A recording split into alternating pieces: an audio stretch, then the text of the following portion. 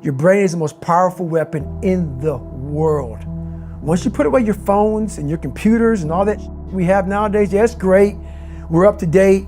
But your brain is the only thing you have when you're going through depression, when you're going through hard times, when you're going through death, real life.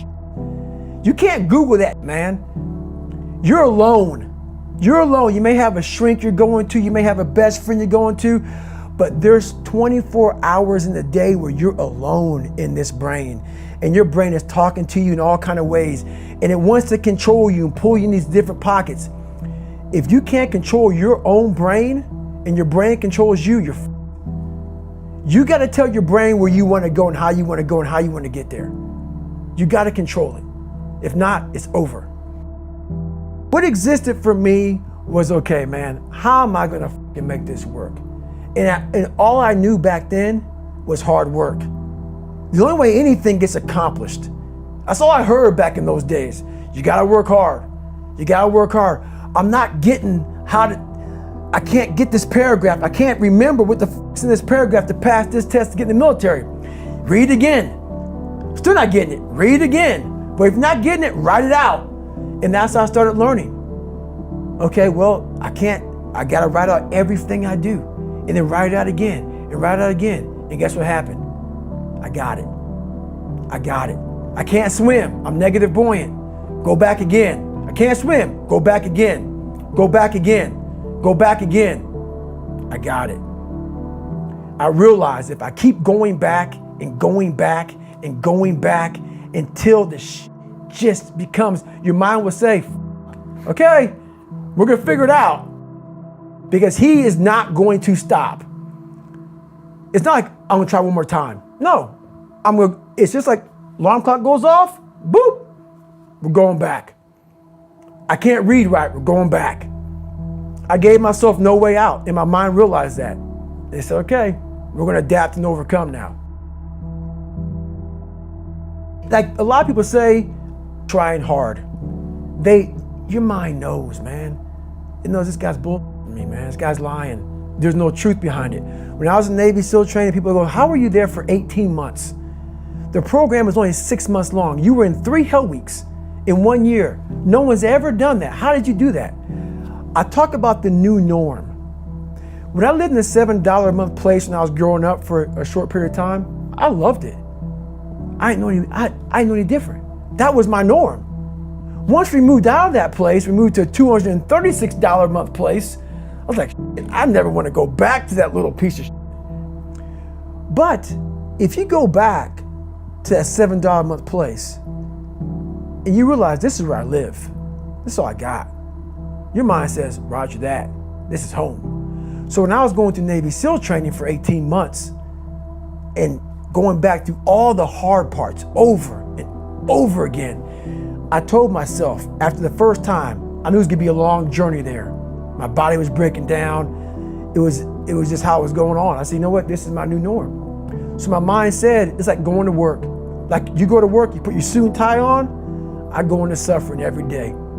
Every day, suffering, being broken, duct taping my feet up, stress fractures, shin splints, being broken. This is my new norm. And your mind says, if we're not broken, this ain't normal. We gotta be broken. So then your mind starts to get tougher and tougher and more callous. People go, how did you run on broken feet? Broken shins. My mind knew this is how we operate. We're in Navy SEAL training. This is what we are. I became hell. And that became my new norm. I gave myself no way out. There was nothing outside these walls of hell.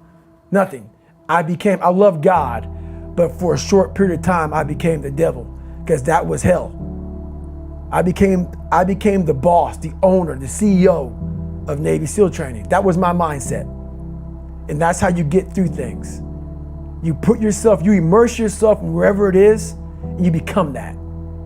You become that and give yourself no way out. When I was 297 pounds and I was fat as hell trying to be a Navy SEAL, the scariest thing in the world to me, even to this day, was that could have been the rest of my life. I thought then I was trying hard. That's the scariest thing in the world. I thought then 297 pound, working for Ecolab, spraying for cockroaches, making $1,000 a month.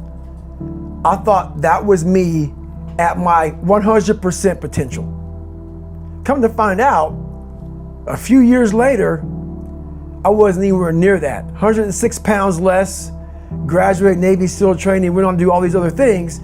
Looking back on that, that was me trying hard. That's why people gotta understand, what is in us, we have no idea until we start trying hard. And I mean really trying hard, where you're obsessed with, hey, this is my new norm. My new norm is that, wow, this isn't always fun. It's not always meant to be fun. And that's when you know you're trying hard.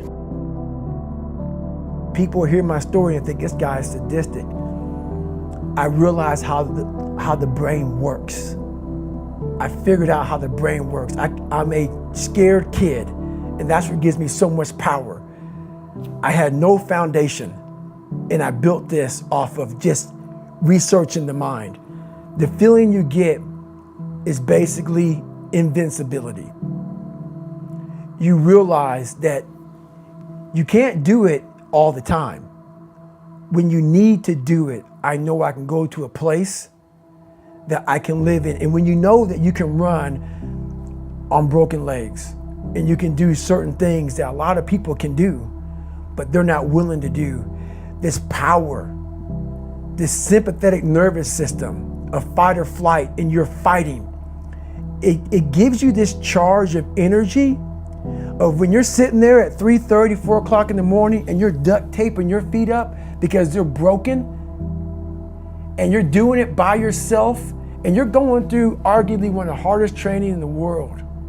And these guys, most of them are healthy, and you're going through it broken, and you're already at a disadvantage, but you're still there. You can feed into that and tap into that for a lot of power. But if you look at it, well, I'm broken, man. I'm not gonna make it. But if you look at it as, man, I'm broken and I'm still here. And I'm fighting, and I'm gonna find a way to get through this because I have no other place to go. It gives you a lot of power. When things start to suck really, really bad, my brain and a lot of people's brain, they don't go to your dad beating you up.